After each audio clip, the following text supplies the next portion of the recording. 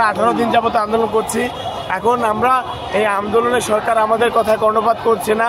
আমরা আমাদের দাবি জানিয়েছি। আপনারা সবাই জানেন যে দীর্ঘ 18 দিন যাবত আমরা কষ্ট করে আন্দোলন করছি। এখন প্রতিবন্ধী মানুষ আমাদের অনেক কষ্ট করে এই আন্দোলনটা চালাতে হয়। আমরা অনেক কষ্ট করে চলছি। এখন আমরা চাইছি যে আজকে থেকে এখানে আমরা অনশনে বসে যাবো, আমরণ অনশনে বসে যাব।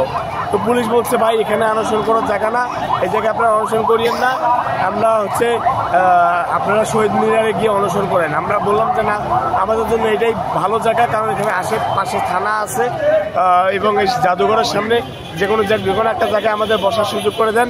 উনি বললেন যে না ভাই এই জায়গায় আপনারা বসতে পারবেন না, এবং আমরা সুযোগ দিলেও অন্যরা দেবে না। অন্যরা কি বলে যে সাধারণ পাবলিক কিংবা টোকাইরা হচ্ছে আপনাদের প্রতি ঝামেলা করবে।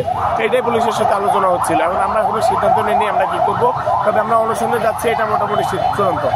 যে যারা অন্ধ এরা তো দুনিয়া কি জিনিস দেখে না, তো এরা যে রাস্তাঘাট বন্ধ করে দিচ্ছে, এরা কি সরকার দেখে না যে 30-40 জন মানুষের জন্য হাজার হাজার লক্ষ লক্ষ পাবলিক ভোগান্তি?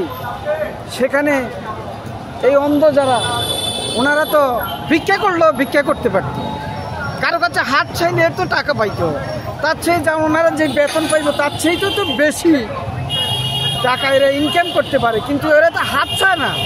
এদের মেধা আছে, শিক্ষা আছে, এদের কৌটা খালি আছে, যেখানে এদের শিক্ষাগত ইয়ে আছে সেখানে খালি আছে, সেখানে সামান্য এদেরকে আন্দোলন না করে সরকারকে দৃষ্টি আকর্ষণ করি বলছি। আমি সাধারণ মানুষ হিসেবে, সাধারণ পাবলিকের পক্ষ থেকে এদেরকে এদের চাকরিগুলা যেটা যৌক্তিক সেটা বহাল রাখার জন্য, যেটা অযৌক্তিক সেটা বাদ দেওয়ার জন্য, এগুলো শেষ করেই রাস্তাঘাটগুলো খুলে দিলে জনগণের ভোগান্তি থেকে মানুষ বেঁচে যাবে।